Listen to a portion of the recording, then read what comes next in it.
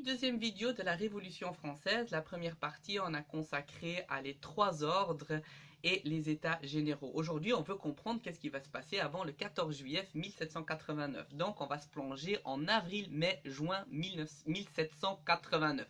Première chose, il faut savoir que les choses vont se dérouler d'une extrême rapidité. Première chose qu'il faut savoir, comme il y a lieu des états généraux, tout le monde commence à parler et à dire quoi et n'importe quoi. Vous savez très comment c'est, le coiffeur, le boucher, tout le monde parle de ces états généraux. Mais il y a une seule chose, on demande aussi à les représentateurs du peuple, donc aux tiers états, qu'il faut faire quelque chose de très vite parce que le prix du pain va encore une fois augmenter et il n'y a toujours rien qui se passe. Donc il faut qu'il y ait des choses qui changent. Et ça va exploser malheureusement dans le faubourg de Saint-Antoine le 24 avril 1789. Qu'est-ce qui va se passer? Il y a deux manufacteurs qui s'appellent Réveillon et Orion.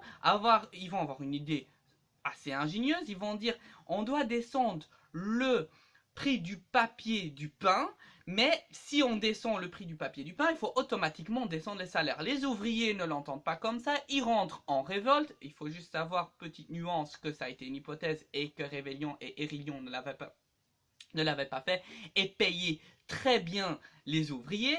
On rentre en révolte, récupération politique, et il y a bien sûr des émeutiers qui ne font pas partie des ouvriers du faubourg de Saint-Antoine. On dit qu'il y avait 12 morts chez les insurgés et 200 morts chez les insurgés et 12 morts chez les soldats. Et on dit même, et vous avez toujours encore la plaque qui existe dans le Marais, qu'il y avait des insurgés qui sont mis en haut d'une maison et qui ont jeté des tuiles, des meubles sur les soldats. Le faubourg Saint-Antoine, à ce moment-là, était complètement fermé. Vous pouvez vous imaginer, à cette époque-là, c'était très électrique.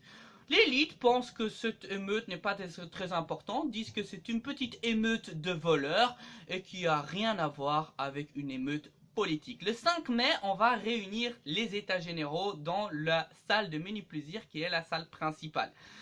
Un petit problème, il faut savoir que le menu plaisir, qu'est-ce que c'est? C'est un lieu où on a invité des gens un peu du monde entier pour des bals, des fêtes, que le roi et la reine invitaient un peu de partout dans le monde.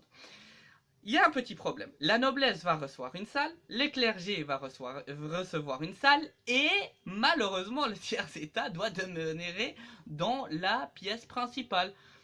Il faut être honnête, ils s'en moquent un tout petit peu. Ils vont parler de tout et de rien. Toutes les questions politiques, économiques, sociales, culturelles vont se passer dans la salle principale. Autre problème qui va se passer, c'est que le roi va perdre son héritier, le petit dauphin va mourir et l'histoire va rester dans la cour, elle va pas être propagandée. Il faut savoir qu'à cette époque-là, si l'héritier meurt, la France pleure et cette histoire va rester que dans la cour parce qu'on est dans une crise économique, politique, sociale et culturelle.